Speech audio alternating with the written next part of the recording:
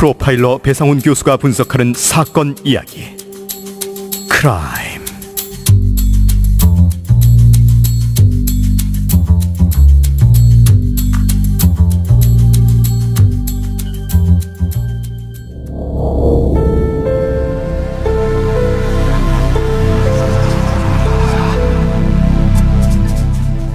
(1996년 1월 6일) 서울 마포구의 한 자택.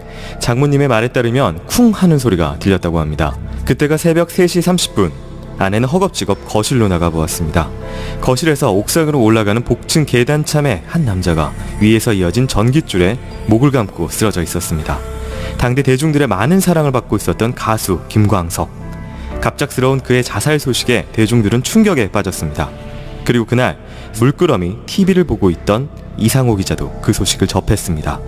깜짝 놀란 이상호 기자는 그 길로 바로 김광석 씨의 장례식장을 향했습니다. 우울증 이야기도 들렸고 여자 관계 이야기도 들렸습니다. 하지만 이상호 기자가 고개를 갸우뚱한 것은 바로 장모의 증언인 쿵 소리를 들었다였습니다.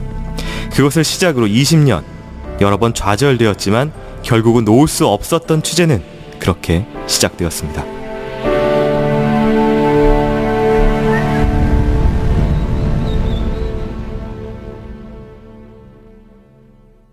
안녕하세요. 이곳은 크라임. 저는 진행을 맡고 있는 김PD입니다. 청취자 여러분들 반갑습니다.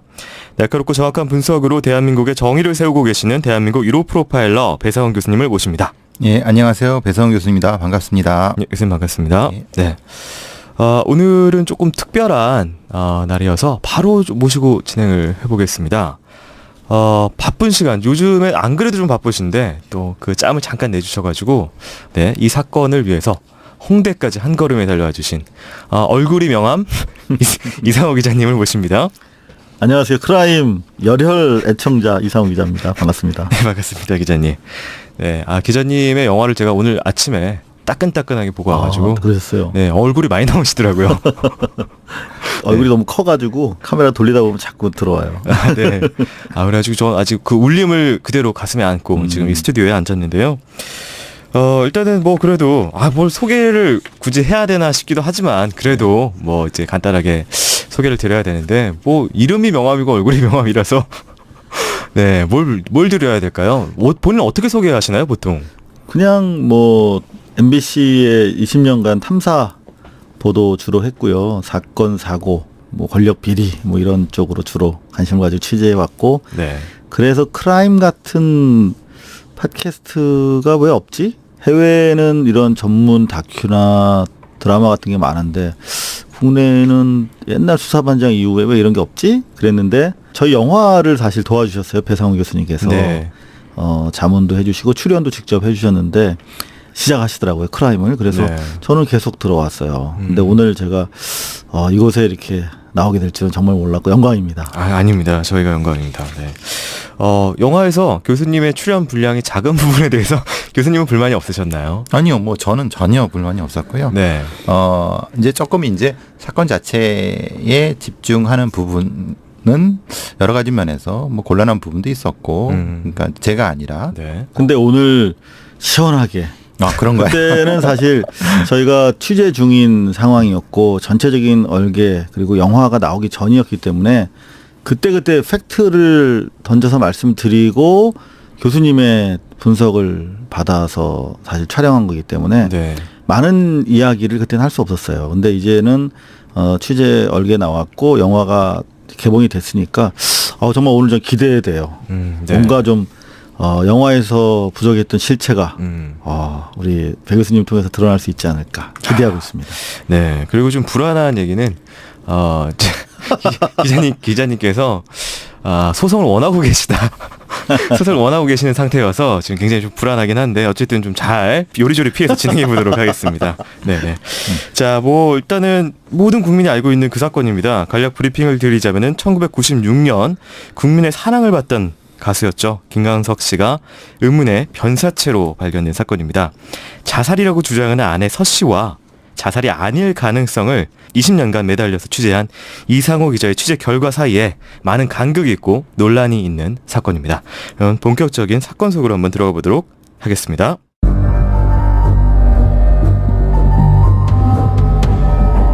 프로파일러의 날카로운 범죄 분석. 배상훈의 범죄 분석.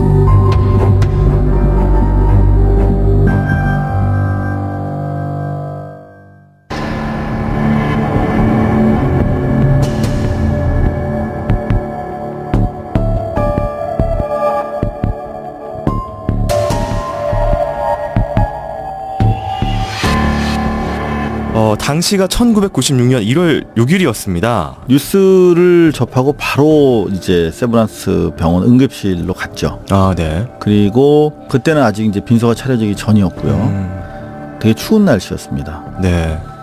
그런데 응급실에서 한 할머니를 발견했어요. 구석에 이렇게 의자에 앉아 계셨는데 일단 여쭤봤죠.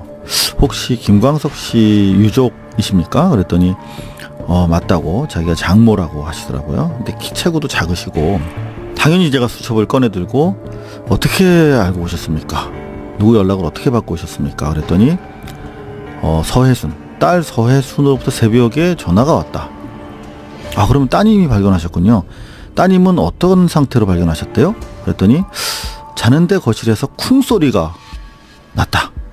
그래서 가보니 사위가 목매 사망해 있었고 그래서 그때 바로 나한테 전화를 한 것이다. 그래서 쿵이라고 하는 의성어가 상당히 중요하다고 생각이 돼서 네. 제가 취재 수첩에다 쿵이라고 적어놨어요. 네.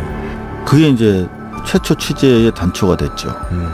그리고 나서 이제 빈소가 나중에 차려졌는데 새벽 한 7시, 8시쯤에 빈소가 장례식장에 옛날 세브란스 병원은 텐트 천막을 이렇게 쳤어요. 거기에 이제 아직 김광석 씨 영정 사진도 오기 전인데 소복을 입고 30대 초중반의 여성분이 들어오시더라고요. 네. 저분이 저 부인이시구나 직감을 하고 카메라를 돌렸어요. 네. 어떻게 되십니까? 그랬더니 부인이라고 서혜순 씨가 입을 열었고 상당히 그런 상황에서 인터뷰를 진행하는 게 결례죠. 네. 기자랑 정자랑 인간이 되기가 정말 어렵다고 그래요. 2억분의 1이라고 그래요. 네. 기자들이 예의 있는 짓을 행동을 못하고 늘상 욕먹는 게 저희 직업이고 뭐 업이라고 생각합니다만 그때도 그랬어요.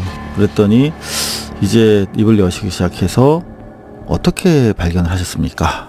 그랬어요. 그랬더니 새벽까지 술을 마시다가 새벽 3시경에 방으로 들어와서 보던 비디오를 한 20-30분가량 시청을 하고 나가봤다 그냥. 그랬더니 남편이 숨져 있었다는 것이었어요. 이 진술은 나중에 이제 경찰 조사에서 번복이 됩니다. 근데 그 나가봤다라고 한 것은 사실은 쿵 소리라고 하는 것은 소리가 들렸기 때문에 나간 건데 나가봤다라는 것은 뭐 예를 들면 그냥 뭐 물을 마시러 나가봤다라는 뉘앙스로 좀 들려서 자기가 보던 비디오가 끝나서 그냥 뭐 혹시나 해서 나가봤다는 거예요. 그런 느낌으로. 그러니까 쿵 소리가 전혀 안 나왔죠. 그때부터 이제 저는 상당히 이상하다라는 네. 질문을 갖기 시작했죠. 네, 알겠습니다. 그리고 또 한 가지 이거는 그 영화 초반에 그 인터뷰가 나옵니다. 서희순 씨가 울먹이면서 인터뷰를 하는데 그 인터뷰 영상이 이때 찍힌. 네, 그렇습니다. 발생 지금 3시 30분에 방금 우리 사회자께서 말씀하신 것처럼 네. 변사를 발견했으니까 그때 시각이 한 7시 반 정도? 그러면 한 4시간 정도 지난 상태였을 거예요. 그러면 이제 경황이 없었겠죠. 아직 답변에 대한 자기 전략이 안 서 있었던 것 같은데 그때 그런 이야기를 했죠. 나가봤더니 계단에 비스듬히 누워 있었다. 복층에서 이제 옥상으로 올라가는 4층에서 옥상으로 올라가는 한 번 꺾어진 니은자 계단입니다. 그런데 그 니은자 계단 그 중간 부분에 이렇게 누워 있었다는 거예요. 그래서 자는 줄 알고 가봤더니 목에 줄이 3바퀴 감겨 있더라. 그러니까 이게 대롱대롱 매달려 있던 상태가 아니었어요. 네. 그러니까 서혜순 씨 진술에 따르면 네. 목에 3바퀴 줄을 감고 누워 있었다. 처음에는 자는 줄 알았다. 이런 얘기를 했었는데 손발이 따뜻하고 그래서 목에 줄을 풀어줬다는 거였어요. 이게 첫 번째 진술인데 네. 그때 했던 얘기가 장난하다 그랬다. 장난을 하다 네. 그랬다. 영화에서도 나옵니다만 네. 장난하다 그랬다. 그리고 나를 사랑한다는 걸 보여주기 위해서 그런 거다. 저는 이 말이 가장 네. 그런 네. 얘기를 했었죠. 알겠습니다. 이때 뭐 첫 번째 그 진술에서 이상한 점이 좀 많이 나오는데 교수님도 그 영화상에서 잠깐 뭐 그 부분에 대해서 언급을 하는데 일단은 일반적인 자살 상황하고 비교했을 때 첫 번째 진술이 뭔가 좀 이상한지에 대해서 좀 잠깐 이야기를 해봐야 될 것 같은데요. 먼저 일단은 그 누워 있고 줄이 공중에서 이제 그러니까 이게 팽팽하게 당겨 있지 않은 상황이었죠, 기자님. 그렇죠. 네. 느슨하게 이제 목에 3번 감겨져서 그 누워 있는 변사자 목까지 이어져 있는 상황. 그리고 진술에 따르면은 손발이 따뜻했고 이런 얘기도 영화에서 나왔던 것 같습니다. 얼굴 표정이 편안해 보였다. 자는 것 같았다. 자는 것 같았다. 라고 심지어 얘기를 하고 있죠. 네, 그런 진술들. 그리고 이제 나왔는데 뭐 쿵소리 얘기도 원래는 없었고 네. 나와봤는데 그냥 자연스럽게 그렇게 이게 가능한 상황입니까? 어떻게 봐야 될까요? 그러니까 제가 처음에 이제 그걸 의뢰받고 그거를 화면을 보고 소리를 했을 때 가장 먼저 파악해야 된 것은 뭐냐면 최초 진술입니다. 네. 흔히 말하는 변사 사건이나 살인 사건에서 그러니까 무엇인가 어떤 것에 외부 요소가 개입되기 전에 아주 라이브한 형태의 최초 진술을 저희 프로파일러들은 가장 중시합니다. 왜냐하면 그것은 다음에 다른 요소를 생각하지 못하고 툭 내뱉었지만 사실은 그것은 대단히 중요한 정보를 가지고 있습니다. 그러니까 시간이 지나면 지날수록 뭐냐면 무엇인가 계속 개입되는 거죠. 자기를 생각하고 관계를 생각하니까. 그러니까 최초 그 장모라는 분이 얘기했던 쿵이라는 것, 특히 이제 무엇인가 그걸 표현하는 것은 대단히 중요한 겁니다. 왜냐하면 그건 진실에 가까운 겁니다. 그러니까 그것을 굳이 그 조작을 하려고 할 때는 쿵이라는 소리를 할 필요가 없죠. 다른 형태의 형태적 얘기를 했겠죠. 자살 어떤 식으로 죽어 있었어? 그렇지. 네. 그러니까 말하자면 그걸 얘기를 했겠지 소리를 마치 들은 것처럼 했다고 하는 것은 그것이 진실에 가까운 거죠. 만약에 얘기를 했다고 하면은 모양을 표현하는 얘기를 했을 가능성이 높아요. 네네. 그런데 그게 아니라 쿵이라고 했다는 건 그거는 자기도 모르게 나온 그러니까 앞에 있는 사람이 누군지 모르면서 이제 툭 얘기를 한 거니까 그게 상당히 중요한 부분이고 네. 그다음에 이제 그 부인께서 얘기하시는 그런 얘기들은 상황과 연결해서 들어야 돼요. 상황과 연결해서. 네. 그러면 중요한 건 현장 상황이 되겠죠. 그럼 현장 상황에서 매달린 상태, 현수점에 매달린 상태가 아닌 상태로 발견될 수가 있느냐에 대한 것을 재구성을 해야 되는 부분이 있거든요. 근데 이제 재구성이 제가 첫 장면에서 그 영화에도 나오지만 첫 장면에서 이것은 자살일 수가 없는데라고 하고 한 건 그겁니다. 왜냐하면 현수점에서 매달려서 어떤 이유 때문에 말하자면 자동적으로 풀리는 경우도 있거든요. 네. 왜냐하면 줄을 이제 처음에 자기가 목을 매달라고 할 때 꽉 했지만은 자기 자중을 생각하지 못했기 때문에 숨진 다음에 숨이 넘어가는 순간에 뚝 떨어져서 이제 풀리는 경우가 있어요. 네. 근데 그렇다고 하더라도 그 복층 올라가는 45도, 40, 그러니까 30도, 30도라는 얘기에 밑에 떨어져야 맞는 거지. 네. 거기에 주저앉거나 떨어져야 맞는 거지. 그게 중간쯤에 걸터서 비스듬히 누워 있다는 건 이건 물리학적 법칙을 넘어서는 거거든요. 이거 보충 설명 좀 드려야 될 것 같습니다. 지금 어떤 상황이냐면 줄이 걸려 있는 현수점의 위치랑 각도가 김광석 씨가 발견된 목에 이어진 각도는 약 한 45도, 30도 정도로 이렇게 기울어져 있습니다. 그러니까 그렇죠. 바로 수직 밑이 아니라는 거죠. 그렇죠. 떨어졌다라고 하면 교수님의 말씀에 따르면은 바로 밑에 떨어졌어야 맞는다. 그렇죠. 90도로. 밑에 떨어져 갖고 그 밑에 바닥에 쭈그려 있거나 어떻게든 형태가 있어야 되는 거예요. 예. 근데 문제는 그 계단에 걸쳐 있는 상태로 3번 감겼다고 하는 것 자체도 물론 법의학자께서 말씀하셨지만 그것도 설명이 안 되는 거예요. 네. 그리고 또한 그 위에 현수점 위에 전기줄을 묶은 것도 힘에 받치는 어떤 물리학적 법칙이 안 되는 거예요. 이게 탁 걸리는 부분이 안 되는 거예요. 그것을 다 봤을 때 이거는 자살이 아니다. 이건 누가 봐도 아니다라고 제가 그때 말씀을 드렸던 게 그 부분이고 그러면은 그 쿵소리와 그리고 본인이 나가봤다고 한 것과 그리고 이것은 뭐 본인이 처음에 진술한 부분들이 있지 않습니까? 네. 그 부분과 연결했을 때는 아마도 본인이 얘기했던 어떤 부분, 그러니까 말하자면은 목을 맨 거는 맞다. 네. 그런데 떨어졌다. 근데 쿵. 그때는 죽지 않았을 수 있다. 라고 하는 것을 그분이 표현하잖아요. 손이 따뜻하고 말하자면 얼굴도 뭐 이렇게 편안한 것 같은 그 부분을 자기의 어떤 영역에서 재조합한 부분이 드러난다는 거죠. 부분적 진실을 담고 있는 진실이었다. 왜냐하면 거짓말이라는 것은 완벽한 거짓말을 할 수가 없어요. 네. 그러니까 진실을 섞되 일부를 틀어야지 거짓말이 되는 거거든요. 예. 그러니까 그걸 완벽하게 다 조합을 하려고 하면은 사실은 그거는 힘들어요. 예. 그러니까 그분 말이 거짓말이라는 얘기가 아니라 네. 만약에 이 상황을 조합했을 때 논리적으로 설명이 안 되는 것을 가정해 볼 때는 그분 말을 조금만 비틀어 보면은 실제의 사실이 나올 수 있다는 말씀 드리려고 하는 거예요. 예. 현장 상황이나 이런 부분, 사건이나 상흔에 대해서는 뒷부분에 조금 더 자세하게 다룰 부분이 있기 때문에 그곳에서 이어서 이야기를 하고요. 일단 방금 그 계단에서 누워있는 형상과 관련해서 조금만 보충 말씀을 드리면, 기본적으로 이제 영화에 나오는 그 매듭의 형태, 그러니까 왜 가족용 긴 이런 그 전선줄이거든요.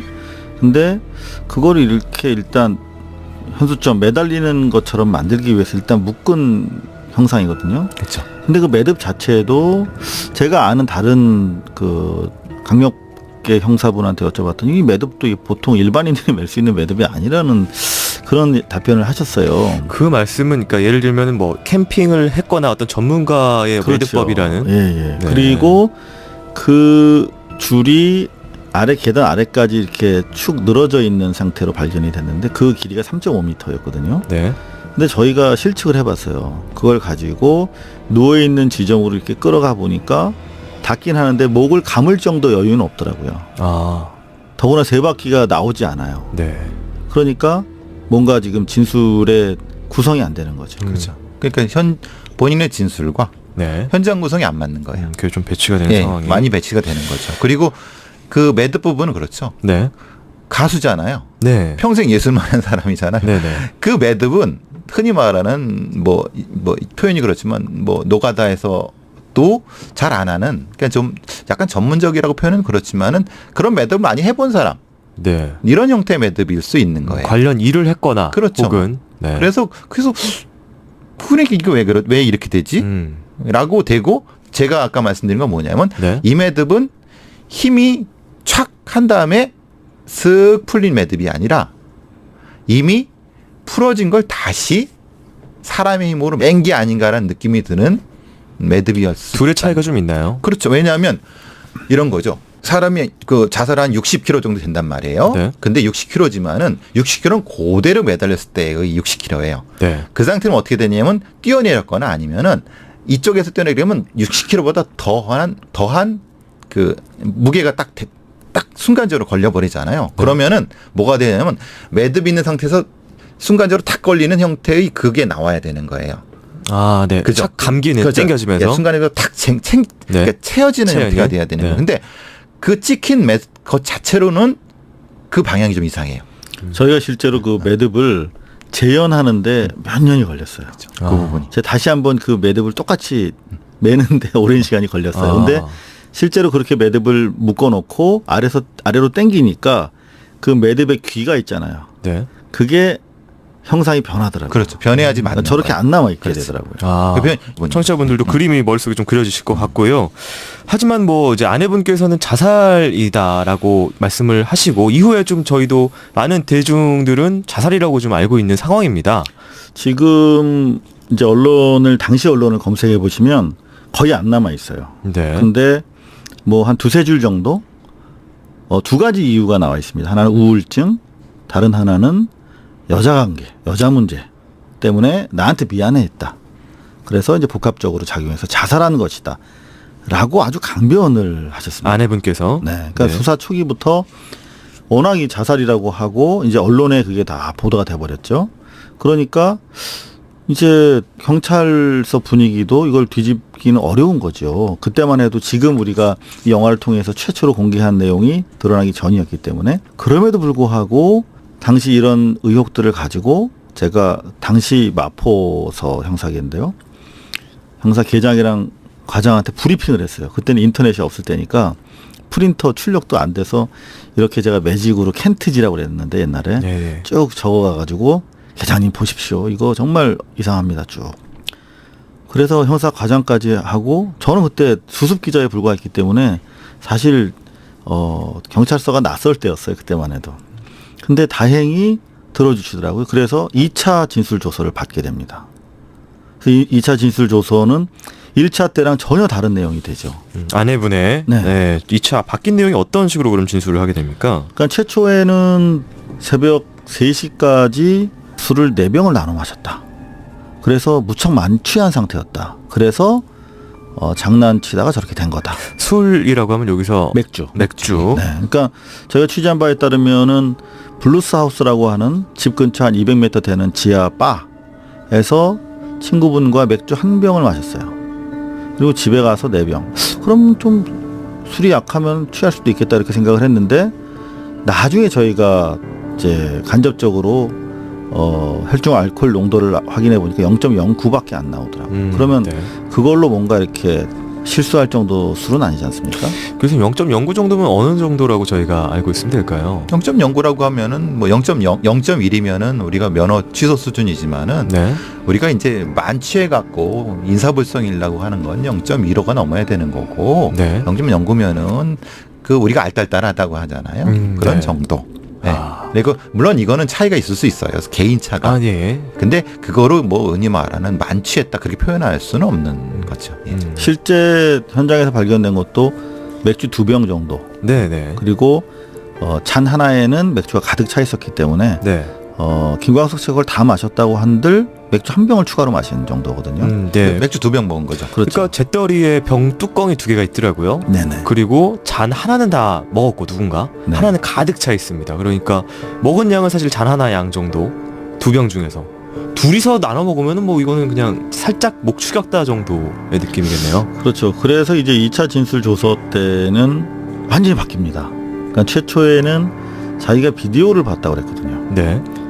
마지막 한 20분 정도 안 본 게 있어서 마지막까지 돌려보고 나왔다는 진술이었는데 제가 2차 진술조서 받으러 나오셨을 때 서예순 씨한테 물어봤어요. 그 비디오가 뭐냐고. 그랬더니 얘기를 해주셨는데 아파클랩스 나온가? 지옥의 묵시록인가? 그런 영화였어요. 근데 마지막 20부분 어떤 내용이에요? 물어봤더니 전혀 다른 얘기를 하더라고요. 줄거리를요. 네, 그 20분 동안 봤다는 내용이. 그럼 며칠 안 됐으니까 기억할 시점인데. 네. 그래서 제가 계속 물었더니 2차 진술 조서에서 아예 그 빠졌어요. 비디오 얘기가. 아, 기자님과 그 이야기를 한 직후에 그 2차 진술을 했는데 그때 뺐다. 네, 그때는 이제 비로소 자기 진술에 문제가 있었다고 느꼈는지 마지막 20-30분 분량이 안 나오는 얘기를 저한테 하는 거예요. 그래서 2차 진술 조서를 나중에 이제 몰래 봤죠. 형사 어깨 너머로. 그랬더니 3시까지 술을 마시고 방으로 헤어져서 들어와서 자다가 한 30분 정도 자다가 광석 씨가 춥겠다. 거실에 계신데.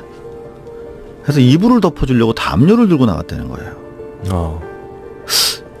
근데 보면은 이제 뭐 천천히 저희가 그날 상황에 대해서 되짚어 보겠지만 김광석 씨가 이혼하겠다고 통보한 날이었고 바로 그 순간에 그리고 평상시에 맞담배를 안 피는 사이인데 그 김광석 씨가 대구 분이고 되게 유교적인 분위기에서 자랐기 때문에 맞담배를 허락하지 않았다고 해요. 근데 잿더리에 보면은 서예순 씨가 피던 담배까지 포함해서 김광석 씨가 피던 담배 2종이 한 30개 정도 있었단 말이에요. 그러니까 갈라서기로 한 거죠. 이제 뭐 네가 담배를 피든 말든 개의치 않겠다라고 하는 그런 선언적 의미로 잿더리를 봤는데 여하튼 그렇게 해서 아주 둘 사이가 과격한 그런 언쟁과 뭐 그런 것들이 있었다고 취재가 되거든요.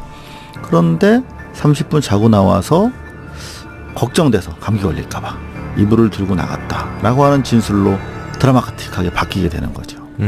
네. 지금 갑자기 현장 상황이 조금 나와가지고 몇 부분 교수님께 좀 여쭤볼 게 생긴 것 같은데요. 먼저 이제 당시에 이제 이혼 문제가 있어서 그날 좀 싸웠다. 이 담배를 누가 피웠는지의 문제도 사실은 의문이지 중요하죠. 않습니까? 네. 그렇죠. 네. 말하자면은 그거를 그리고 시차도 중요하죠. 네. 그러니까 맞담배를 피웠을 수도 있지만은 네.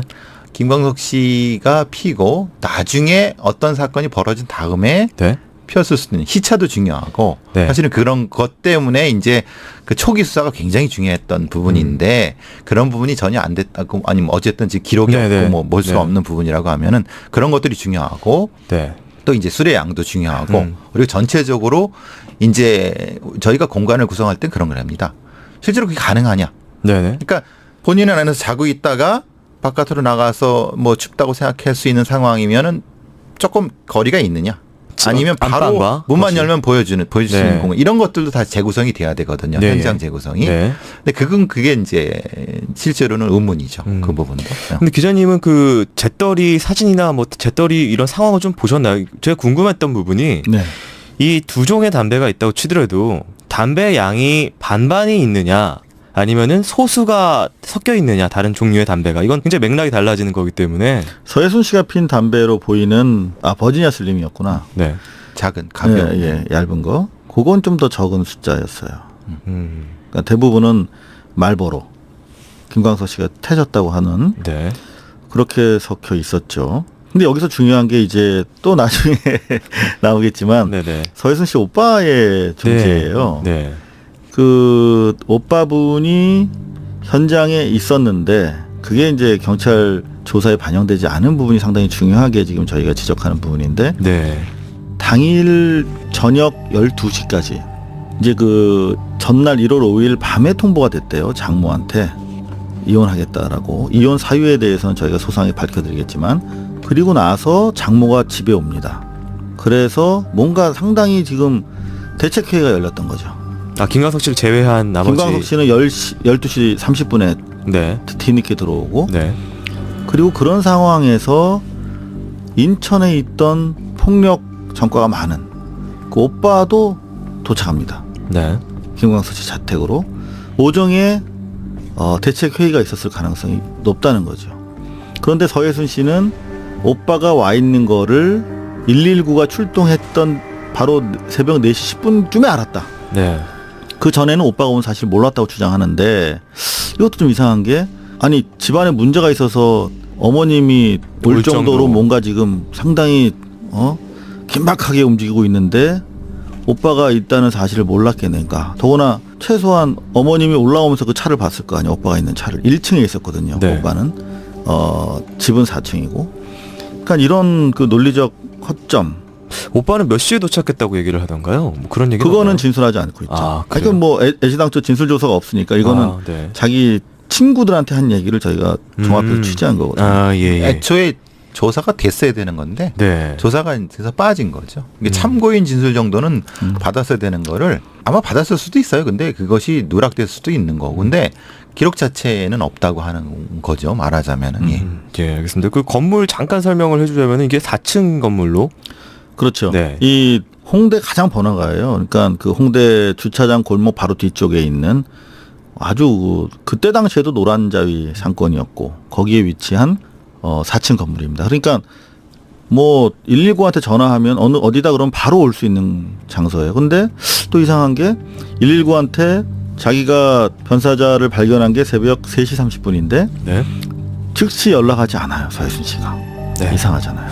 왜 바로 연락을 안 했다 그럽니까? 자기가 20에서 30분 가량 살리려고 CPR도 하고 귀에 피도 냈대요.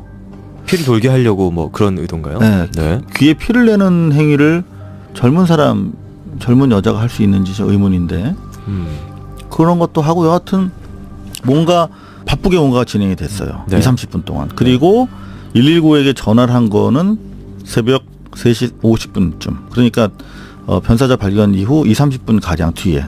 그리고 또 119가 바로 도착하지도 않아요. 못 찾았대요. 건물을. 총 그게 이해가 안 되는데. 그래서 재차 통화를 해서 119가 왔고 그 과정에서 오빠의 존재가 확인돼서 같이 119랑 올라왔다. 4층으로. 그래서 병원에 도착한 게 바로 인근 홍대 여러분들 아시죠? 홍대에서 세브란스 병원까지 저 앰뷸런스가 사이렌 울리면서 가면 5분도 안 걸리는 거예요. 게다가 그 새벽역이었기 때문에 차도 없고. 네. 근데 4시 30분에 도착했어요. 그러니까 변사체 발견 이후 1시간 이상이 소요된 거죠. 그러니까 굉장히 길죠. 네. 그죠. 그리고 저는 CPR 부분 때문에 이거는 완벽한 거짓말이다라고 하는 것은 네. 시체가 발견된 게 계단 턱에서 발견됐어요. 계단에 비스듬히. 네, 30도 각도 정도로 네. 누워 있었죠. 근데 어떻게 CPR을 했다는 거예요? 아, 기울어진 계단에 누워 있는 사람을. 이게 말이나 됩니까? 그러니까 만약에 CPR을 했다고 하면 CPR의 기본은 평평한 데 놓여갖고 네. 아무리 급하다고 말이 안 되잖아요. 그죠? 근데 뭐 예를 들면은 본인이 너무 자기 남편이니까 당황한 나머지 뭐 그 상황에서 그냥 뭐 어디서 본 대로 그냥 입에다 뭐 불어넣고 그냥 가슴 누르는 그런, 그러니까 전문적으로 배운 CPR을 배운 사람이 아니라면은 뭐 그런 흉내 아니면 뭐 그런 모양을 그러니까 급하게 재현했을 가능성도 사실은 그렇죠. 배제는 할 수는 없는. 배제는 할 수 없지만은 그거는 거의 뭐 100만 분의 1이겠죠. 왜냐하면 옆에 비스듬히 누워 있는 상태인 거는 뻔히 아니고 불편한 상태잖아요. 네네네. 이게 그대로 누워 있는 게 아니라 아무래도 이렇게 옆으로 서져고 막 그랬을 거란 말이에요. 네. 그죠? 비스듬히 돼 있으니까. 네. 당연히 그것은 편하게 이렇게 한 다음에 했겠죠. 근데 그게 사실 큰 문제고 네네. 또 하나는 그 말씀하신 것처럼 왜 이렇게 시간이 걸렸을까? 네. 라고 하면은 그럼 첫 발견 시간과 그 시간 동안 뭘 했지? 그 분과 그분의 오빠분은? 그러니까 이것이 걸리는 거죠. 근데 뭐 부인의 주장에 따르면 오빠는 뭐 발견하고 암뷸런스 탄 도착 전까지 없었다고 하니까. 근데 여기서 중요한 게 네네. 제가 뭐 영화에는 넣지 않았습니다만은 김광석 씨가 사실 3년 전에도 이혼할 만한 사안이 있었어요. 그리고 사망 직전 변사체로 발견되기 직전에도 또 정말 김광석 씨로서는 정말 분노하지 않을 수 없는 그런 상황이 있었기 때문에 이제 이혼을 결행하기로 결심한 것 같은데, 그 사망 사고가 있기 전 일주일 전부터 계속 집안에서 아주 과격한 말다툼이 있었다고 그래요. 아내분하고요. 네. 그래서 그날이 아마 그 양가 두 사람 사이에 갈등이 최고조로 치닫던 날이었어요. 그러니까 혹시나 무슨 뭐 안 좋은 일이 있을까봐 장모가 항상 와 있었다고 그랬어요, 밤에. 그날은 더구나 이제 이혼 통보를 받았기 때문에 더구나 와 있었고, 그런 상황에서 일어난 일인데 그때는 그런 내용도 제가 얘기를 했죠, 경찰에다가. 그게 반영이 안 됐고, 그 하나 궁금한 게 있어요. 기본적으로 이제 119가 도착했을 당시에 이미 사망한 상태였는데 그 상태에서 병원으로 옮길 수가 있는 겁니까? 가족이 원하면. 이제 그 말 가족이 원했다는 거죠. 그래서 이제 원래는 옮기지 못하도록 한다라고 또 어떤 경찰관분들은 네, 많이 그렇죠, 맞습니다. 말씀하시더라고요. 그 말씀 맞습니다. 그러니까 문제는 뭐냐면 현장을 보존해야 되니까. 그렇죠. 그러니까 이제 지금 여기서 문제는 기준이 죽었는가 살았는가를 판단을 합니다. 구급대원이 딱 봤을 때 확인하시면 생활 반응을 확인하지 않습니까? 생활 반응, 아 이건 죽었구나라고 하면은 뒤로 물러서 갖고 바로 경찰을 부르는데, 거기에서 이 문제가 생기는 건 뭐냐면 가족이 어차피 죽었으니까 자살 확실합니다. 그러면 이제 어차피 장례 치러야 되니까 해주십시오라고 뭐라고 해야 이렇게 이제 설득을 하거나 강권을 하거나 이랬을 경우는 가능한데, 만약에 그랬을 경우는 뭐냐면 119 구급일지에 나와 있을 거예요. 그러니까 그 부분이 확인이 필요한 부분인데 너무 오래돼 갖고 확인하려면 기록이 없다고 할 텐데, 이 경우 현장이 1차적으로 훼손됐다라고 하는 것이 중요한데, 그렇죠. 제가 우리 배 교수님한테도 영화 속에서 여쭤보는 대목입니다만은, 제가 그 부검 소견서는 못 봤지만 그 참여하신 분들을 통해서 확인한 사실이거든요. 등에 이렇게 계단 모서리에 눌렸을 때 생기는 줄이 있었어요. 그렇죠. 네, 눌린 자국이. 그리고 또 제가 당시 수사 당시에 형사분이 확보한 시신의 사진도 제가 직접 확인한 바가 있어요. 몸은 약간 좀 어둡게 변색이 되고 그 계단에 눌린 자국은 선명하게 남아있던 노란색 쪽으로 기억이 나는데, 만약에 이 서예순 씨 진술대로라면 몸이 따뜻했고 그래서 CPR을 할 정도였다면 저 눌린 자국이 남아있으면 안 된다는 취지로 절대 말씀하셨잖아요. 안 되죠. 예. 왜냐하면 그 상태가 뭐냐면은 심장이 시간이 얼마 안 되는 상태거든요. 먹고 나서 얼마 안 됐다. 먹고 나서 얼마 안 되는 상태이기 네. 때문에 그 상태로는 일종의 시방 같은 거잖아요. 네네. 그것이 나타나면 안 되는 거죠. 그러니까 그것이 나타났다는 건 뭐냐면은 한참 전에 돌아가셨다는 거예요. 그리고 네. 그 상태로 돌아가셨다는 거예요. 그 상태로 사망한 상태로 네. 유지가 됐던 유지가 됐다는 거예요. 상황에서 대책회의를 했었을 수도 있네요. 그래서 제가 그 담배와 술과의 시간적 연관성이라는 것을 생각하고, 그리고 왜 3번 감겼을까라는 것, 그리고 왜 다시 매듭이 된가라는 생각을, 그게 필요하다. 그 재구성이 필요하다는 거예요.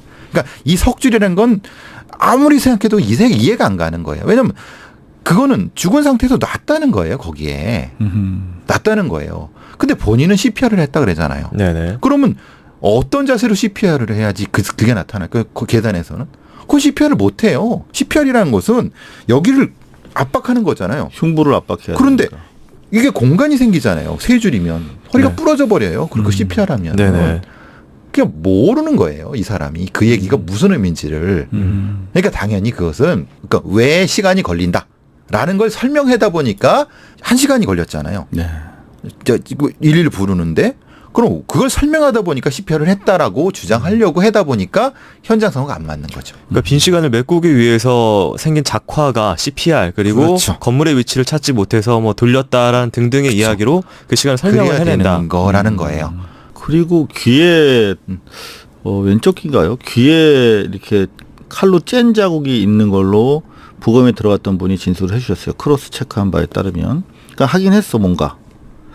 그렇다면 그거 왜 했는지도 이해가 안 가는 거예요. 그거 알리바이를 만들기 위해서 한 것인지 근데 아니면 실제로 살리기 위해서 한 것인지. 근데 귀를 했을 때의 그 상처의 네. 형상이라는 게 원래 김광석 씨가 저기 귀걸이는 안 하시잖아요. 칼로 짠 자국이라고 나와 있었다는 거죠. 그러니까 이제 그게 이제 다른 유형의 충돌이라든가 하다가 상처가 생겼을 수 있다. 실제로 그 CPR을 하는데 귀를 이거 따한다는 게 실제로 아무 도움이 안 되거든요.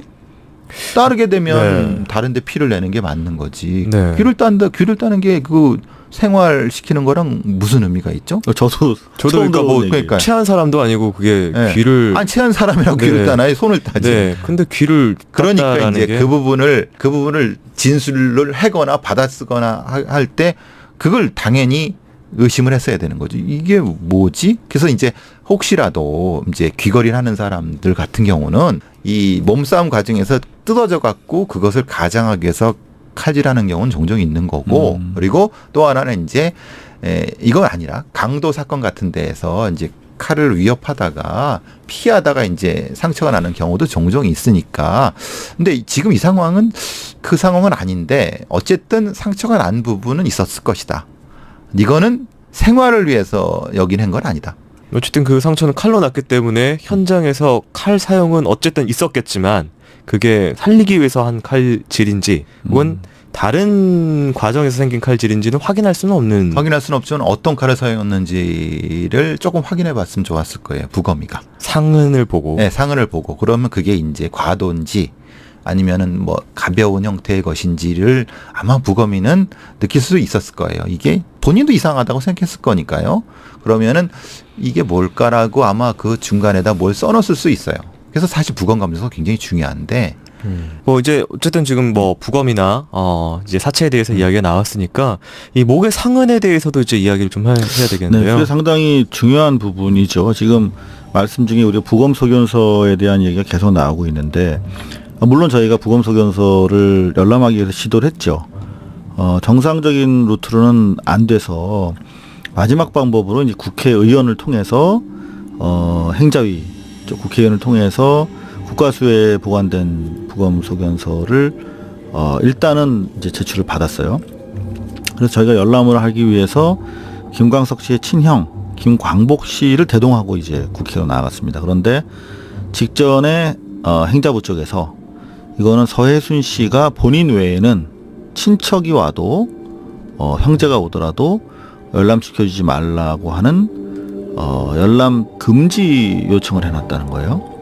그래서 저희 대단히 놀랐습니다. 이거를 유가족이라고 하면은 한치의 뭐 의심이라도 있으면 그걸 밝혀달라고 오히려 해야 될 것인데 더구나 일반인도 아니고 가족조차도 못 보게 이렇게 막아놨다는 사실에 그래서 어쩔 수 없이 이제 우회적으로 저희가 이제 부검에 참여했던 가족 측의 입회인이라든가 이제 부검했던 분들을 통해서 이제 부분적으로 확인한 결과 앞에서 나왔던 것처럼 서해순 씨가 주장했던 자살의 두 가지 이유가 우울증과 여자 문제 아니었습니까? 근데 여자 문제도 이제 거짓말이라는 게 나중에 드러납니다만은 우울증을 부인이 인지할 정도로 알았다면 약을 먹었을 거 아니에요. 근데 신체에서 그런 약물 반응은 전혀 안 나타났다는 거고. 네. 그리고 저희가 이제 중요하게 인지했던 부분이 바로 지금 사회자께서 물으신 목에 남은 줄에 눌린 자국, 이른바 사큰인데 저희가 깜짝 놀랐어요. 여태까지 3번 감았다고 해서 어찌됐든 그게 자이든 타이든 3줄이 남아있겠거니 이렇게 생각을 했는데 한 줄만, 그것도 앞부분에 이게 목으로 봤을 때 목 뒤쪽으로 가면은 이게 소실되는 거죠. 없어져 버리는 거죠. 눌린 자국이. 그런 형태로 남아있다는 사실을 알았습니다. 상당히 중요하죠. 네. 네, 두 가지 걸리는 거는 솔직히 저도 몰랐습니다. 뭘 모르냐면 그거를 가족 위에 금지시킬 수 있는 그런 제도가 있는지를 그걸 어떻게 알았을까요? 그분은? 그게 아마 그 행정부 규칙이나 아니면은 그 권한이 제가 알기로도 그것을 알고 있는 사람은 그게 많지 않을 겁니다. 그럼 보통의 가정주부가 그런 제도가 있는지를 어떻게 알았을까요? 근데 서혜순 씨가 보통의 가정주부는 아닌 게 분명한데 그래서 그 문제는 최초에 제가 사회자님께 김광석 변사 사건과 관련된 당시 보도 자료를 찾아보세요. 그러면 거의 없습니다. 그나마 두세 줄밖에 안 남았습니다라고 말씀드린 이유가 뭐냐면 자신에 대해서 불리한 블로그 글 같은 게 나오면 지속적으로 서혜순 씨가 포탈 쪽에 삭제를 요청했다라고 하는 진술을 받아냈어요. 무슨 말이냐면 네. 그 이후에 자기에 대해서 의심을 제기하는 여론에 대해서 촉각을 곤두세우면서 그거를 통제해 왔다는 거죠. 본인은 그런 노력을 기울였다 정도로 일단은. 그렇죠. 네네네. 네. 그게 이제 이번에도 적용된 거죠. 그렇죠. 이 부검 감정서를 못 보게 한다고 하는 연락 금지라고 하는 제도라 일종의 어떤 그 규칙 같은 걸 이용할 수 있는 거는 저는 깜짝 놀랐어요. 그러니까 그것도 이제 자기 외의 다른 어떤 반개 가족은 차단해 버렸잖아요. 네. 그래서 그걸 보고 저는 깜짝 놀랐어요. 전 그런 게 이제 있다는 건 알고 있었지만 실제로 이렇게 실행한 사람은 드물다라는 생각했고 또 하나 아까 말씀드린 그 부분이 걸리는 거는 세 줄이 한 줄이라는 걸리는 건 뭐냐면 우리가 박근혜 대통령 오촌 살인 사건에서 사촌 형이 목매달아 죽었던 그 사건 기억나시죠? 한 명은 이제 배에. 네. 근데 그것 때문에 뭐 자기가 괴로워서 뭐 가뜩 네. 자살했다고 하는 그 부분에 그 걸린 모습을 보면요. 그 네. 사건처럼 걸린 모습을 보면요. 이 목에 탁 걸릴 때 나타나는 상흔이 어떻게 돌아가는지가 나타납니다. 상흔이 그 사건 자체가. 네. 그러면은 이제 이런 거죠. 그게 어떤 방향에서 어떻게 걸렸는지를 추정할 수가 있습니다. 네. 예, 보통 그걸 힘이 어떻게 작용했는지. 예, 왜냐면 그건 보통 그냥 부검이라든가 검시관들도 대충 보면 대충 압니다. 근데 앞부분만 이렇게 또 있다는 것은 그게 앞부분만 있을 수가 있느냐? 왜냐하면 둘둘둘 감았다고 하면 전체적으로 돌고 힘이 방향한 쪽으로 쓸려서 있어야지 맞는 거지. 라고 하는 거죠. 그러니까 감히 추정하건대 앞부분만 있다는 것은 실제로 제가 이제 다른 학생들한테도 이걸 설명할 때는 이건 뒤에서 이렇게 했을 가능성을 고려해 봐야 된다. 그러니까 목 다 있고 삥 원형에 다 있는데 목 뒤만에서 딱 사건이 끊겼다라는 것 때문에. 그렇죠. 네, 정확하게 이렇게, 말씀을 네, 드리면 방금 이제 배 교수님께서 말씀하시는 건 교살 뒤에서 누군가 목 졸라서 죽였을 가능성에 대한 말씀이신데 실제로 이제 수사 전문가분들 말씀이 단선으로 있을 수도 물론 없지만 세 줄을 감았으면 어떻게든 세 줄이 남던가 겹치면 두 줄이라도 있어야 되는데 단선으로 0.5cm 정도 단선으로 앞부분만 있고 목 뒤쪽에서 가면서 소실되는데 이게 만에 하나 뒤에서 교살하지 않고 목 매달았을 경우에는 그나마 이 소실점이 위로 향해야 된다는 거예요. 그러니까 이 줄이 힘이 받는 당겨지는 윗부분을 향해서 줄이 이렇게 올라가서 소실돼야 된다는 거죠. 줄의 각도가 이제 귀 위쪽으로 바로 향하게. 그렇죠. 네. 위쪽으로 향하게 소실돼야 되는데 저희가 확인된 바에 따라 오른쪽은 완전 수평, 네. 왼쪽은 살짝 올라가 있어요. 그러니까 이거는 줄을 맸다고도 볼 수 없는 사건인 거거든요. 네. 그렇죠. 그렇게 안 나오죠. 왜냐하면 세 줄을 이렇게 감았는데 한 줄을 이게 세 번 이렇게 감았는데 그게 어떻게 나오겠어요? 자, 그럼 좀 여기서 궁금증이 드는데요. 예를 들어서 뒤에서 누군가 목을 졸랐다, 교살이다라고 가정을 한다면은 이게 살아있는 상태에서 목을 졸랐을 때 보통 이제 그 반항의 어떤 그런 어떤 생의 의지기 때문에 이제 잡거나 아니면 목 근처를 자기 목 근처를 긁거나 뭐 등등의 어떤 행동을 하는데 혹시 그 변사 부검 같이 뭐 참관했던 분 통해서 목 근처에 어떤 추가적인 다른 상은 얘기는 손톱 밑에 뭐 그런 건 발견된 것도 없고요. 네. 볼 쪽에 긁히는 적이 몇 군데 있는 거는 포착을 하셨다고 해요. 볼에 긁혔. 네, 긁힌 볼 흔적이. 쪽에 긁힌 자국.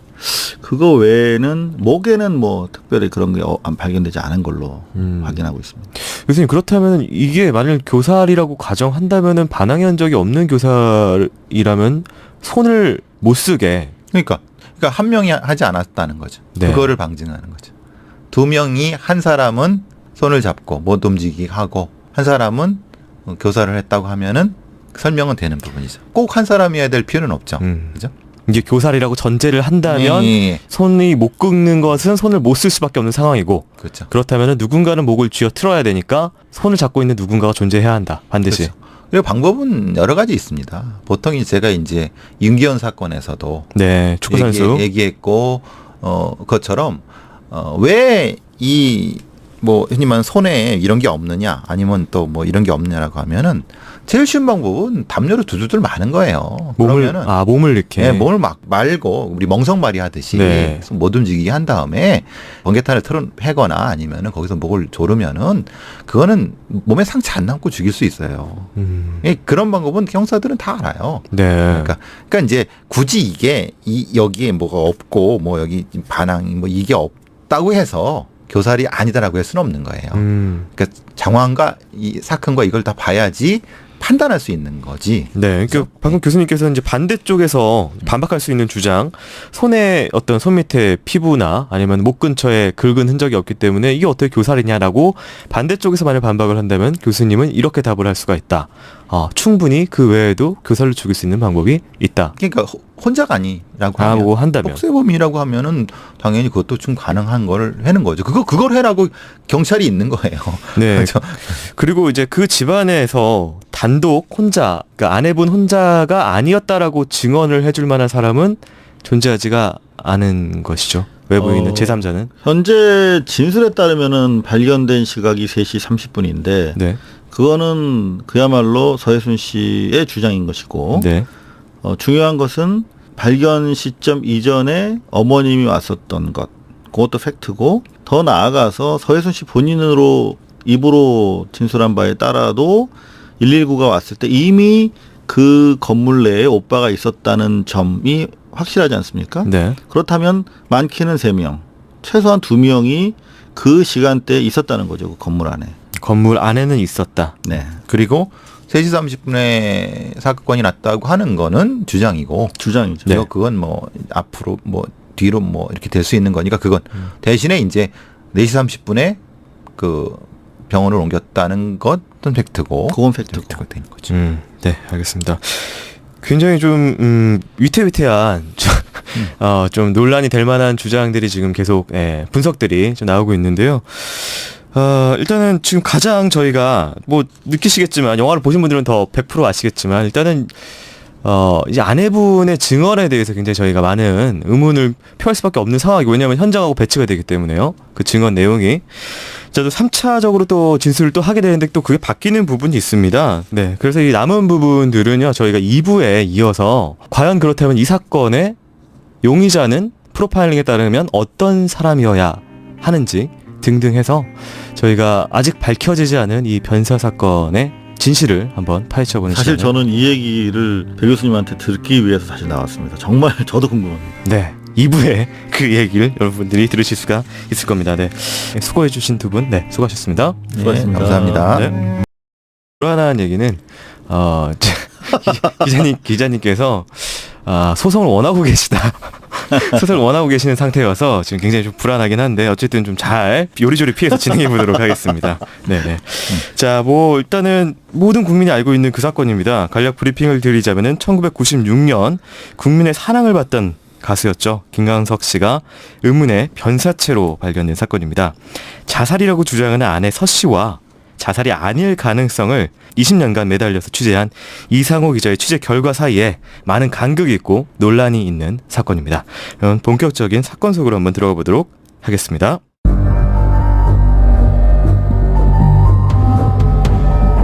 프로파일러의 날카로운 범죄 분석. 배상훈의 범죄 분석.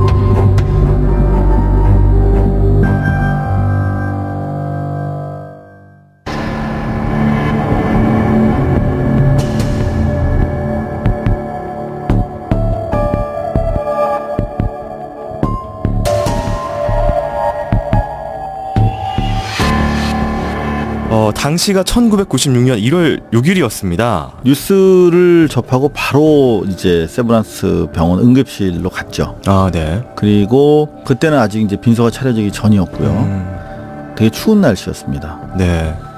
그런데 응급실에서 한 할머니를 발견했어요. 구석에 이렇게 의자에 앉아 계셨는데 일단 여쭤봤죠. 혹시 김광석 씨 유족이십니까? 그랬더니 맞다고 자기가 장모라고 하시더라고요. 근데 키체구도 작으시고 당연히 제가 수첩을 꺼내들고 어떻게 알고 오셨습니까? 누구 연락을 어떻게 받고 오셨습니까? 그랬더니 서혜순, 딸 서혜순으로부터 새벽에 전화가 왔다. 아, 그러면 따님이 발견하셨군요. 따님은 어떤 상태로 발견하셨대요? 그랬더니 자는데 거실에서 쿵 소리가 났다. 그래서 가보니 사위가 목매 사망해 있었고 그래서 그때 바로 나한테 전화를 한 것이다. 그래서 쿵이라고 하는 의성어가 상당히 중요하다고 생각이 돼서 네. 제가 취재 수첩에다 쿵이라고 적어놨어요. 네. 그게 이제 최초 취재의 단초가 됐죠. 그리고 나서 이제 빈소가 나중에 차려졌는데 새벽 한 7시, 8시쯤에 빈소가 장례식장에 옛날 세브란스 병원은 텐트 천막을 이렇게 쳤어요. 거기에 이제 아직 김광석 씨 영정 사진도 오기 전인데 소복을 입고 30대 초중반의 여성분이 들어오시더라고요. 네. 저분이 저 부인이시구나 직감을 하고 카메라를 돌렸어요. 네. 어떻게 되십니까? 그랬더니 부인이라고 서혜순 씨가 입을 열었고 상당히 그런 상황에서 인터뷰를 진행하는 게 결례죠. 네. 기자랑 정자랑 인간이 되기가 정말 어렵다고 그래요. 2억분의 1이라고 그래요. 네. 기자들이 예의 있는 짓을 행동을 못하고 늘상 욕먹는 게 저희 직업이고 뭐 업이라고 생각합니다만 그때도 그랬어요. 그랬더니 이제 입을 여시기 시작해서 어떻게 발견을 하셨습니까?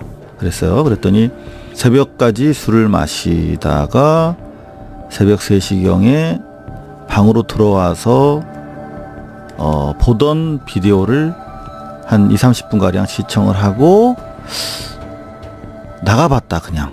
그랬더니 남편이 숨져 있었다는 것이었어요. 이 진술은 나중에 이제 경찰 조사에서 번복이 됩니다. 근데 그 나가봤다라고 한 것은 사실은 쿵 소리라고 하는 것은 소리가 들렸기 때문에 나간 건데 나가봤다라는 것은 뭐 예를 들면 그냥 뭐 물을 마시러 나가봤다라는 뉘앙스로 좀 들려서 자기가 보던 비디오가 끝나서 그냥 뭐 혹시나 해서 나가봤다는 거예요. 그런 느낌으로. 그러니까 쿵 소리가 전혀 안 나왔죠. 그때부터 이제 저는 상당히 이상하다라는 네. 질문을 갖기 시작했죠. 네, 알겠습니다. 그리고 또 한 가지 이거는 그 영화 초반에 그 인터뷰가 나옵니다. 서혜순 씨가 울먹이면서 인터뷰를 하는데 그 인터뷰 영상이 이때 찍힌. 네, 그렇습니다. 발생 지금 3시 30분에 방금 우리 사회자께서 말씀하신 것처럼 네. 변사를 발견했으니까 그때 시각이 한 7시 반 정도? 그러면 한 4시간 정도 지난 상태였을 거예요. 그러면 이제 경황이 없었겠죠. 아직 답변에 대한 자기 전략이 안 서 있었던 것 같은데 그때 그런 이야기를 했죠. 나가봤더니 계단에 비스듬히 누워 있었다. 복층에서 이제 옥상으로 올라가는 4층에서 옥상으로 올라가는 한 번 꺾어진 니은자 계단입니다. 그런데 그 니은자 계단 그 중간 부분에 이렇게 누워 있었다는 거예요. 그래서 자는 줄 알고 가봤더니 목에 줄이 3바퀴 감겨 있더라. 그러니까 이게 대롱대롱 매달려 있던 상태가 아니었어요. 네. 그러니까 서혜순 씨 진술에 따르면 네. 목에 3바퀴 줄을 감고 누워 있었다. 처음에는 자는 줄 알았다. 이런 얘기를 했었는데 손발이 따뜻하고 그래서 목에 줄을 풀어줬다는 거였어요. 이게 첫 번째 진술인데 네. 그때 했던 얘기가 장난하다 그랬다. 장난을 하다 네. 그랬다. 영화에서도 나옵니다만 네.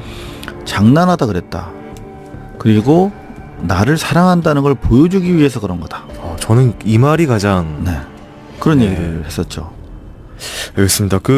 이때 뭐 첫 번째 그 진술에서 이상한 점이 좀 많이 나오는데 교수님도 그 영화상에서 잠깐 뭐 그 부분에 대해서 언급을 하는데 일단은 일반적인 자살 상황하고 비교했을 때 첫 번째 진술이 뭔가 좀 이상한지에 대해서 좀 잠깐 이야기를 해봐야 될 것 같은데요. 먼저 일단은 그 누워 있고 줄이 공중에서 이제 그러니까 이게 팽팽하게 당겨 있지 않은 상황이었죠, 기자님. 그렇죠. 네. 느슨하게 이제 목에 3번 감겨져서 그 누워 있는 변사자 목까지 이어져 있는 상황. 그리고 진술에 따르면은 손발이 따뜻했고 이런 얘기도 영화에서 나왔던 것 같습니다. 얼굴 표정이 편안해 보였다. 자는 것 같았다. 자는 것 같았다. 라고 심지어 얘기를 하고 있죠. 네, 그렇게 그런 진술들. 그리고 이제 나왔는데 뭐 쿵소리 얘기도 원래는 없었고 네. 나와봤는데 그냥 자연스럽게 그렇게 이게 가능한 상황입니까? 어떻게 봐야 될까요? 그러니까 제가 처음에 이제 그걸 의뢰받고 그거를 화면을 보고 소리를 했을 때 가장 먼저 파악해야 된 것은 뭐냐면 최초 진술입니다. 네. 흔히 말하는 변사 사건이나 살인 사건에서 그러니까 무엇인가 어떤 것에 외부 요소가 개입되기 전에 아주 라이브한 형태의 최초 진술을 저희 프로파일러들은 가장 중시합니다. 왜냐하면 그것은 다음에 다른 요소를 생각하지 못하고 툭 내뱉었지만 사실은 그것은 대단히 중요한 정보를 가지고 있습니다. 그러니까 시간이 지나면 지날수록 뭐냐면 무엇인가 계속 개입되는 거죠. 자기를 생각하고 관계를 생각하니까. 그러니까 최초 그 장모라는 분이 얘기했던 쿵이라는 것, 특히 이제 무엇인가 그걸 표현하는 것은 대단히 중요한 겁니다. 왜냐하면 그건 진실에 가까운 겁니다. 그러니까 그것을 굳이 그 조작을 하려고 할 때는 쿵이라는 소리를 할 필요가 없죠. 다른 형태의 형태적 얘기를 했겠죠. 아, 자살 어떤 식으로 죽어 있었어? 그렇지. 네. 그러니까 말하자면 그걸 얘기를 했겠지 소리를 마치 들은 것처럼 했다고 하는 것은 그것이 진실에 가까운 거죠. 만약에 얘기를 했다고 하면은 모양을 표현하는 얘기를 했을 가능성이 높아요. 네네. 그런데 그게 아니라 쿵이라고 했다는 건 그거는 자기도 모르게 나온 그러니까 앞에 있는 사람이 누군지 모르면서 이제 툭 얘기를 한 거니까 그게 상당히 중요한 부분이고 네. 그다음에 이제 그 부인께서 얘기하시는 그런 얘기들은 상황과 연결해서 들어야 돼요. 상황과 연결해서. 네. 그러면 중요한 건 현장 상황이 되겠죠. 그럼 현장 상황에서 매달린 상태, 현수점에 매달린 상태가 아닌 상태로 발견될 수가 있느냐에 대한 것을 재구성을 해야 되는 부분이 있거든요. 근데 이제 재구성이 제가 첫 장면에서 그 영화에도 나오지만 첫 장면에서 이것은 잘 안 하는 그러니까 좀 약간 전문적이라고 표현은 그렇지만은 그런 매듭을 많이 해본 사람 네. 이런 형태의 매듭일 수 있는 거예요. 관련 일을 했거나 그렇죠. 혹은 네. 그래서 그러니까 이거 왜 이렇게 되지? 라고 되고 제가 아까 말씀드린 건 뭐냐면 네. 이 매듭은 힘이 촥 한 다음에 쓱 풀린 매듭이 아니라 이미 풀어진 걸 다시 사람의 힘으로 맨 게 아닌가라는 느낌이 드는 매듭이었어요. 둘의 차이가 좀 있나요? 그렇죠. 왜냐하면 이런 거죠. 사람이 그 자살한 60kg 정도 된단 말이에요. 네. 근데 60kg지만은 60kg는 그대로 매달렸을 때의 60kg예요. 네. 그 상태는 어떻게 되냐면 뛰어내렸거나 아니면은 이쪽에서 뛰어내리면 60kg보다 더한 그 무게가 딱 순간적으로 걸려버리잖아요. 그러면은 뭐가 되냐면 매듭 있는 상태에서 순간적으로 탁 걸리는 형태의 그게 나와야 되는 거예요. 아, 네. 그죠? 착 감기는 그렇죠. 땡겨지면서. 예, 순간에 탁 그러니까 채워지는 체연이? 형태가 돼야 되는 네. 거예요. 근데 그 찍힌 것 자체로는 그 방향이 좀 이상해요. 저희가 실제로 그 매듭을 재현하는데 몇 년이 걸렸어요. 그 부분이. 제가 다시 한번 그 매듭을 똑같이 매는데 오랜 시간이 걸렸어요. 근데 실제로 그렇게 매듭을 묶어놓고 아래로 당기니까 그 매듭의 귀가 있잖아요. 네. 그게 형상이 변하더라고요. 그렇죠. 변해야지 맞는 저렇게 거예요. 안 남아있게 그렇죠. 되더라고요. 아, 청취자분들도 그림이 머릿속에 좀 그려지실 것 같고요. 하지만 뭐 이제 아내분께서는 자살이다라고 말씀을 하시고 이후에 좀 저희도 많은 대중들은 자살이라고 좀 알고 있는 상황입니다. 지금 이제 당시 언론을 검색해 보시면 거의 안 남아 있어요. 네. 근데 뭐 한 두세 줄 정도 두 가지 이유가 나와 있습니다. 하나는 우울증, 다른 하나는 여자관계, 여자 문제 때문에 나한테 미안해했다. 그래서 이제 복합적으로 작용해서 자살한 것이다. 라고 아주 강변을 하셨습니다. 아내분께서. 네. 그러니까 네. 수사 초기부터 워낙 이 자살이라고 하고 이제 언론에 그게 다 보도가 돼버렸죠.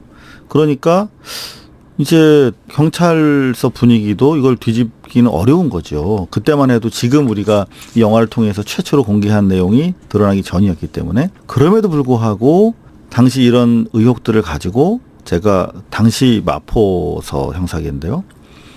형사계장이랑 과장한테 브리핑을 했어요. 그때는 인터넷이 없을 때니까 프린터 출력도 안 돼서 이렇게 제가 매직으로 켄트지라고 그랬는데 옛날에 네네. 쭉 적어가지고 계장님 보십시오. 이거 정말 이상합니다. 쭉.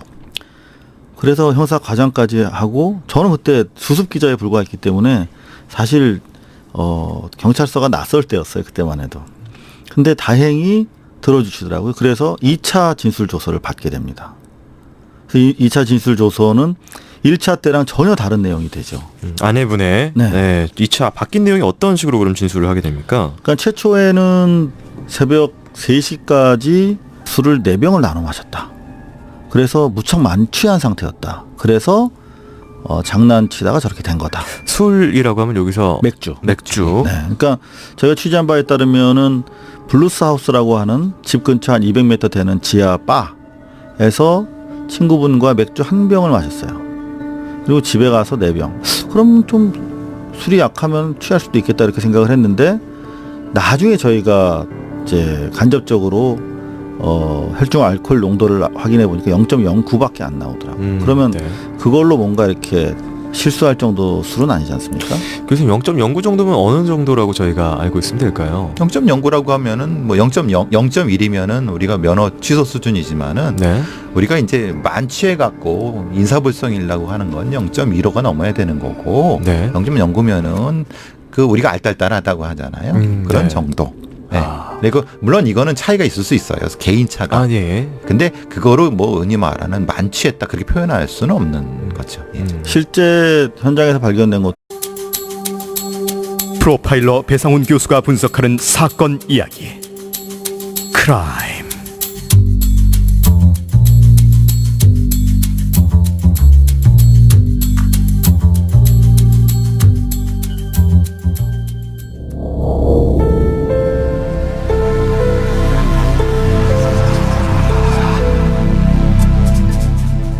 1996년 1월 6일 서울 마포구의 한 자택, 장모님의 말에 따르면 쿵 하는 소리가 들렸다고 합니다. 그때가 새벽 3시 30분. 아내는 허겁지겁 거실로 나가보았습니다. 거실에서 옥상으로 올라가는 복층 계단참에 한 남자가 위에서 이어진 전깃줄에 목을 감고 쓰러져 있었습니다. 당대 대중들의 많은 사랑을 받고 있었던 가수 김광석. 갑작스러운 그의 자살 소식에 대중들은 충격에 빠졌습니다. 그리고 그날 물끄러미 TV를 보고 있던 이상호 기자도 그 소식을 접했습니다. 깜짝 놀란 이상호 기자는 그 길로 바로 김광석 씨의 장례식장을 향했습니다. 우울증 이야기도 들렸고 여자 관계 이야기도 들렸습니다. 하지만 이상호 기자가 고개를 갸우뚱한 것은 바로 장모의 증언인 쿵 소리를 들었다였습니다. 그것을 시작으로 20년 여러 번 좌절되었지만 결국은 놓을 수 없었던 취재는 그렇게 시작되었습니다.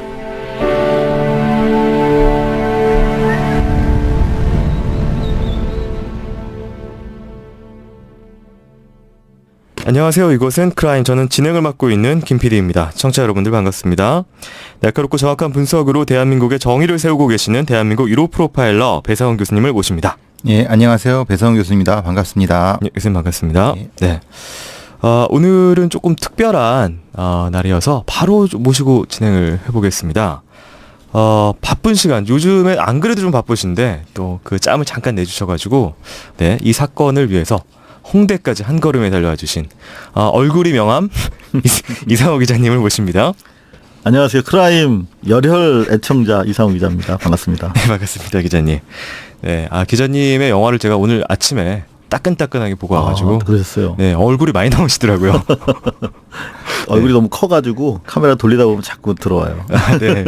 그래가지고 저 아직 그 울림을 그대로 가슴에 안고 지금 이 스튜디오에 앉았는데요. 일단은 뭐 그래도 뭘 소개를 굳이 해야 되나 싶기도 하지만 그래도 뭐 이제 간단하게 소개를 드려야 되는데 뭐 이름이 명함이고 얼굴이 명함이라서 네, 뭘 드려야 될까요? 본인 어떻게 소개하시나요, 보통? 그냥 뭐 MBC의 20년간 탐사 보도 주로 했고요. 사건, 사고, 뭐 권력 비리 뭐 이런 쪽으로 주로 관심을 가지고 취재해 왔고 네. 그래서 크라임 같은 팟캐스트가 왜 없지? 해외에는 이런 전문 다큐나 드라마 같은 게 많은데 국내에는 옛날 수사반장 이후에 왜 이런 게 없지? 그랬는데 저희 영화를 사실 도와주셨어요. 배상훈 교수님께서. 네. 자문도 해주시고 출연도 직접 해주셨는데 시작하시더라고요. 크라임을. 그래서 네. 저는 계속 들어왔어요. 근데 오늘 제가 이곳에 이렇게 나오게 될 줄은 정말 몰랐고 영광입니다. 아닙니다. 저희가 영광입니다. 네. 영화에서 교수님의 출연 분량이 작은 부분에 대해서 교수님은 불만이 없으셨나요? 아니요, 뭐 저는 전혀 불만이 없었고요. 네. 이제 조금 이제 사건 자체에 집중하는 부분은 여러 가지 면에서 뭐 곤란한 부분도 있었고, 그러니까 제가 아니라. 네. 근데 오늘 시원하게. 그런가요? 그때는 사실 저희가 취재 중인 상황이었고 전체적인 얼개 그리고 영화가 나오기 전이었기 때문에 그때 팩트를 던져서 말씀드리고 교수님의 분석을 받아서 사실 촬영한 거기 때문에 네. 많은 이야기를 그때는 할 수 없었어요. 근데 이제는 취재 얼개 나왔고 영화가 개봉이 됐으니까 정말 오늘 좀 기대돼요. 네. 뭔가 좀 영화에서 부족했던 실체가 우리 배 교수님 통해서 드러날 수 있지 않을까 기대하고 있습니다. 네. 그리고 좀 자살일 수가 없는 데라고 하고 한 건 그겁니다. 왜냐하면 현수점에서 매달려서 어떤 이유 때문에 말하자면 자동적으로 풀리는 경우도 있거든요. 네. 왜냐하면 줄을 이제 처음에 자기가 목을 매달라고 할 때 꽉 했지만은 자기 자중을 생각하지 못하기 때문에 숨진 다음에 숨이 넘어가는 순간에 뚝 떨어져서 이제 풀리는 경우가 있어요. 네. 근데 그렇다고 하더라도 그 복층 올라가는 45도, 40, 그러니까 30도, 30도라는 얘기에 밑에 떨어져야 맞는 거지. 네. 거기에 주저앉거나 떨어져야 맞는 거지. 그게 중간쯤에 걸터서 비스듬히 누워 있다는 건 이건 물리학적 법칙을 넘어서는 거거든요. 이거 보충 설명 좀 드려야 될 것 같습니다. 지금 어떤 상황이냐면 줄이 걸려 있는 현수점의 위치랑 각도가 김관석 씨가 발견된 목에 이어진 각도는 약 한 45도, 30도 정도로 이렇게 기울어져 있습니다. 그러니까 그렇죠. 바로 수직 밑이 아니라는 거죠. 그렇죠. 떨어졌다라고 하면 교수님의 말씀에 따르면은 바로 밑에 떨어졌어야 맞는다. 그렇죠. 90도로. 밑에 떨어져 갖고 그 밑에 바닥에 쭈그려 있거나 어떻게든 형태가 있어야 되는 거예요. 예. 근데 문제는 그 계단에 걸쳐 있는 상태로 3번 감겼다고 하는 것 자체도 물론 법의학자께서 말씀하셨지만 그것도 설명이 안 되는 거예요. 네. 그리고 또한 그 위에 현수점 위에 전기줄을 묶은 것도 힘에 받치는 어떤 물리학적 법칙이 안 되는 거예요. 이게 탁 걸리는 부분이 안 되는 거예요. 그것을 다 봤을 때 이거는 자살이 아니다. 이건 누가 봐도 아니다라고 제가 그때 말씀을 드렸던 게 그 부분이고 그러면은 그 쿵소리와 그리고 본인이 나가봤다고 한 것과 그리고 이것은 뭐 본인이 처음에 진술한 부분들이 있지 않습니까? 네. 그 부분과 연결했을 때는 아마도 본인이 얘기했던 어떤 부분, 그러니까 말하자면은 목을 맨 거는 맞다. 네. 그런데 떨어졌다. 근데 쿵. 그때는 죽지 않았을 수 있다. 라고 하는 것을 그분이 표현하잖아요. 손이 따뜻하고 말하자면 얼굴도 뭐 이렇게 편안한 것 같은 그 부분을 자기의 어떤 영역에서 재조합한 부분이 드러난다는 거죠. 부분적 진실을 담고 있는 진실이었다. 왜냐하면 거짓말이라는 것은 완벽한 거짓말을 할 수가 없어요. 네. 그러니까 진실을 섞되 일부를 틀어야지 거짓말이 되는 거거든요. 예. 그러니까 그걸 완벽하게 다 조합을 하려고 하면은 사실은 그거는 힘들어요. 예. 그러니까 그분 말이 거짓말이라는 얘기가 아니라 네. 만약에 이 상황을 조합했을 때 논리적으로 설명이 안 되는 것을 가정해 볼 때는 그분 말을 조금만 비틀어 보면은 실제의 사실이 나올 수 있다는 말씀 드리려고 하는 거예요. 예. 현장 상황이나 이런 부분, 사건이나 상흔에 대해서는 뒷부분에 조금 더 자세하게 다룰 부분이 있기 때문에 그곳에서 이어서 이야기를 하고요. 일단 방금 그 계단에서 누워있는 형상과 관련해서 조금만 보충 말씀을 드리면 기본적으로 이제 영화에 나오는 그 매듭의 형태, 그러니까 왜 가족용 긴 이런 그 전선줄이거든요. 근데 그거를 이렇게 일단 현수점 매달리는 것처럼 만들기 위해서 일단 묶은 형상이거든요. 그렇죠. 근데 그 매듭 자체도 제가 아는 다른 그 강력계 형사분한테 여쭤봤더니 이 매듭도 보통 일반인들이 맬 수 있는 매듭이 아니라는 그런 답변을 하셨어요. 그 말씀은 그러니까 예를 들면 뭐 캠핑을 했거나 어떤 전문가의 그렇죠. 매듭법이라는. 예. 네. 그리고 그 줄이 계단 아래까지 이렇게 축 늘어져 있는 상태로 발견이 됐는데 그 길이가 3.5m였거든요. 네. 근데 저희가 실측을 해봤어요. 그걸 가지고 누워있는 지점으로 이렇게 끌어가 보니까 닿긴 하는데 목을 감을 정도 여유는 없더라고요. 더구나 3바퀴가 나오지 않아요. 네. 그러니까 뭔가 지금 진술에 구성이 안 되는 거죠. 그렇죠. 그러니까 본인의 진술과 네. 현장 구성이 안 맞는 거예요. 그게 좀 배치가 되는 상황이 많이 배치가 되는 거죠. 그리고 그 매듭 부분은 그렇죠. 네. 가수잖아요. 네. 평생 예술만 한 사람이잖아요. 네네. 그 매듭은 흔히 말하는 뭐 표현이 그렇지만 뭐 노가다에서 또